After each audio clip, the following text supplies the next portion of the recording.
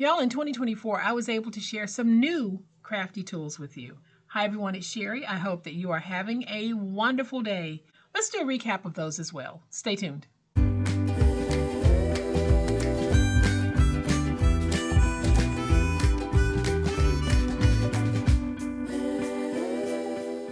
Welcome to my channel, friends. Thank you so much for being here. I truly, truly appreciate it. This year, not only did we do some beautiful paper crafting, we also used some things on the channel that were not common to the channel until now. So now I'm going to share with you some of the things that we introduced in 2024. And please keep in mind that not everything will be an actual tool. So this year I went all in on digital printing, and that meant I had to have the best quality paper out there, as well as a really good inkjet printer. And I managed to find those two things. Red River Paper is the paper company that I use for all of my digital printing. Red River says it is an inkjet paper by inkjet experts, and you get so much valuable information from them. In every box that they ship you, there is an information sheet telling you how to print and your printer settings.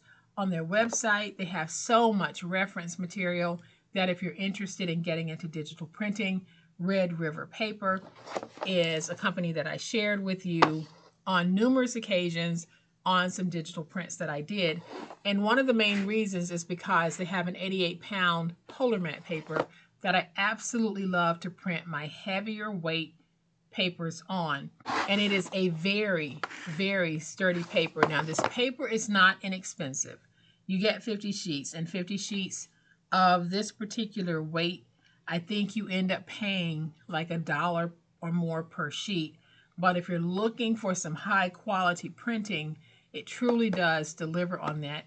And then I use an Epson EcoTank 8550 on which to print my beautiful images. Then in 2024, I shared with you this wonderful little punch that has these guides on it, and it helps you to make your own spiral notebooks or your own notebooks in general, because you can determine the spacing that you need on this. And I thought that this was so handy. We made quite a few projects using this. It's very easy to punch. I believe it punches through 5 pieces of paper at one time, and you can see how quickly you can get the job done on punching the holes for spiral notebooks.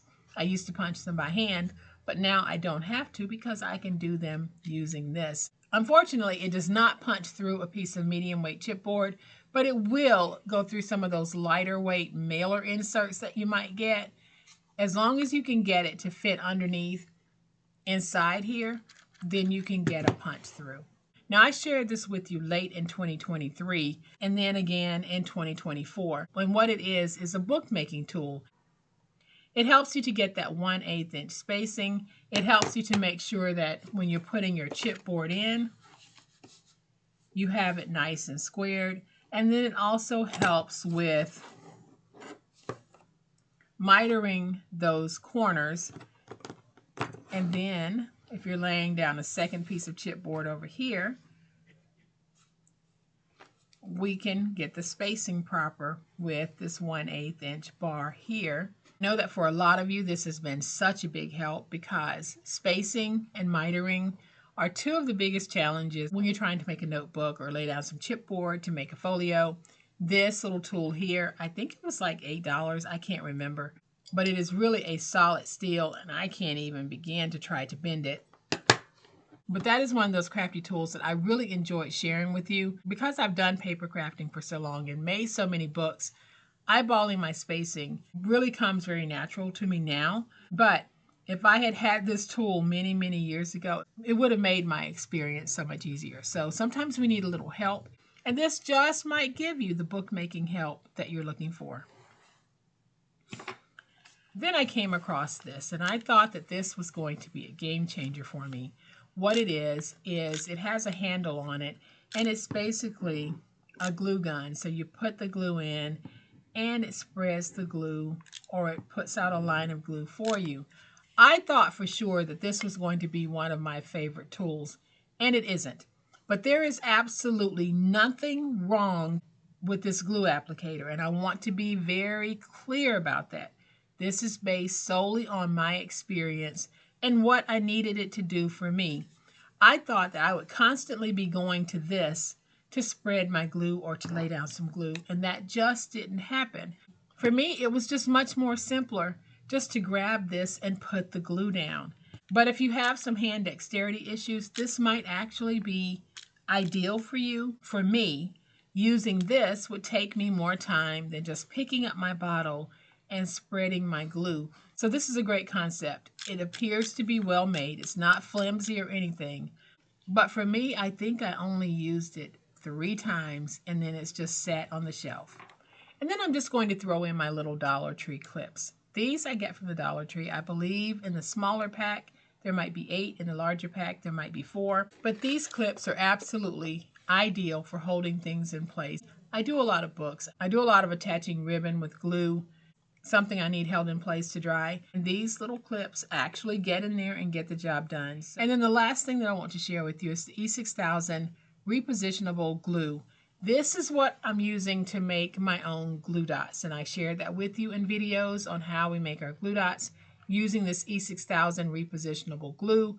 Y'all, this truly was and is a game changer for me. I make all of my own glue dots now. I still have some that I'm using that I've purchased that have been in my stash, but now I'll make them myself. I'll make the sizes that I want. I can even make glue strips by running a strip. So this was a late in the year find, but I have to say this is probably at the top of my list of my finds, this and this. But I'm sure there's probably something that I shared with you this year, a crafty tool that I might have shared that maybe didn't make the cut here. Leave me a comment and let me know what was that crafty tool that I used this year that you thought was really great. Now, I want to say one thing before I go. I am not knocking this glue applicator. I'm just saying that I thought I was going to use it all the time, every day, and it just didn't turn out to be that way for me. But it is a good product that does what it says it's going to do. And the reason why I put that disclaimer in there is because I know there are going to be comments where people feel as though I'm questioning their judgment on purchasing an item or choosing to use an item. I am not. I am simply sharing with you what my feelings are about some of these things that I have right here before me. So I thank you so much for giving me a portion of your day to be able to share with you some of the crafty finds that I shared in 2024 that were some of my favorite and maybe not so favorite. If you've liked spending time with me, and I hope that you have, please hit that like button. If you're not a subscriber to my channel, on this channel, we do more than paper crafting. We do look at certain items, and I'll share with you my opinion one way or the other. But I hope that you will consider subscribing, and I hope that you'll hit that notification bell so that you'll know when I upload a new video. As always, my friends, please be safe, be kind, and be the reason someone smiles today. Happy crafting, and we'll chat later. Bye.